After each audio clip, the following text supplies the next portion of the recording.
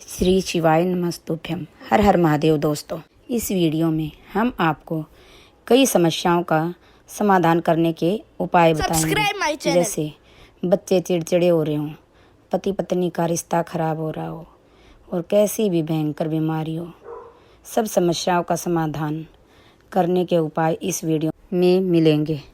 और नवरात्रि में भी अगर आपकी कोई कामना है, आपकी अगर इच्छा है, आपका मन है, तो जगत जननी की आराधना करो।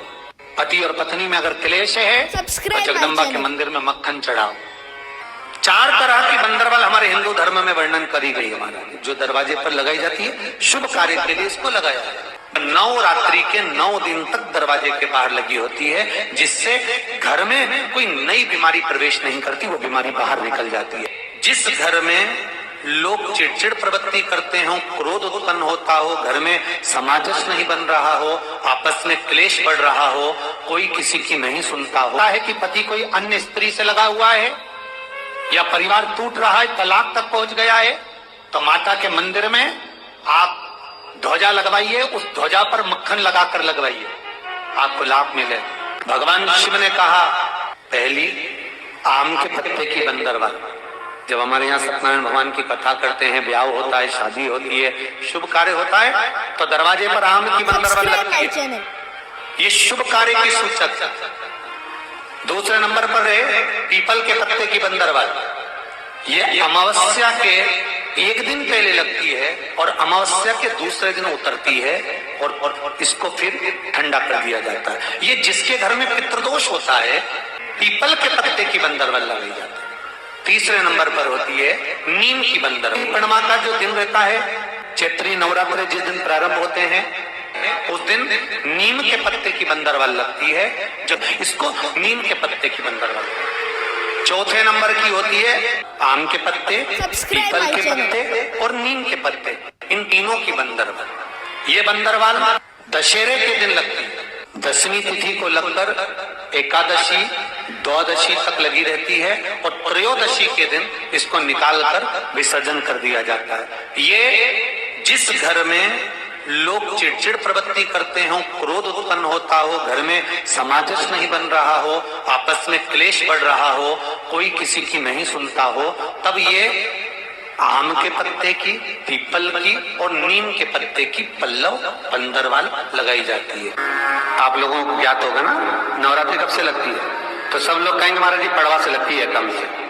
पर देवी भागवत कहती है अगर एकम से लगी तो नवरात्रि पूर्ण कैसे हुई?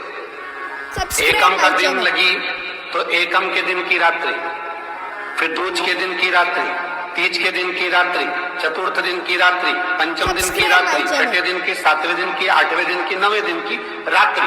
पर 9वें दिन तो सुबेरे पूजन करके, यज्ञ करके, अनुष्ठान करके देवी को विसर्जन कर दिया, फिर नवरात्रि पूर्ण कैसे?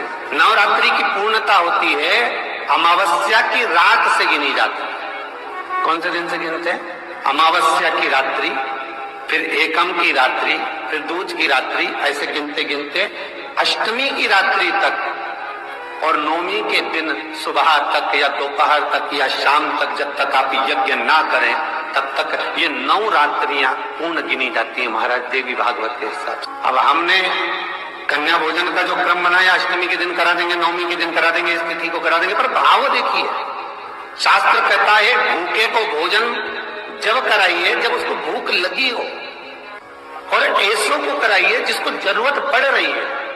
देवी भागवत वर्णन करती है कि पहले नवरात्रि से लेकर 9वीं तिथि तक जितने दिन देवी के होते हैं, प्रत्येक दिन में आप किसी भी दिन कन्याओं का भोजन करा सकते हो, पहली रात्रि से लेकर, पहला दिन से लेकर। ज्योत का विधान है, नवरात्रि में देवी की ज्योत लगती है, अखंड ज्योति लगती है, जवारे बुआए जाते हैं, कलश लगता है। ज्योत का भी विधान है, जिसके यहाँ दिया अखंड जलाया जाता है, अगर वो दिए की लो, दिए की बाती अगर दक्षिण दिशा की होती है तो उसके घर में साल भर में एक घात जरूर होती। जो दिया अखंड जलता है उसकी बाती का मुख दक्षिण का नहीं होना चाहिए। देवी भागवत को अगर सुना हो तो देवी भागवत में स्पष्ट किया गया कि पूर्व की ओर मुख करा हुआ दिया अर्थात पूर्व की ओर ज्योत जो जलाई जाती है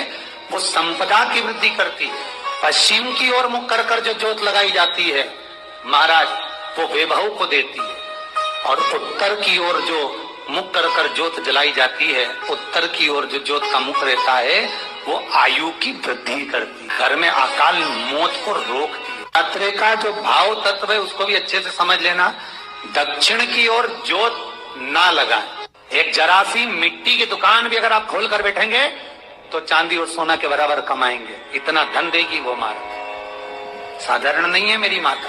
तात्विक सुख का आनंद देने वाली, लाभ तत्व प्रदान करने। बच्चे बहुत ज्यादा अपशब्द बोल रहे हैं, मुंह चला रहे हैं और प्रेम नहीं रख रहे, तो माता के मंदिर में लाल पुष्प, लाल चंदन और लाल चूड़ी माँ को समर्पित करिए, प्रेम बढ़ेगा।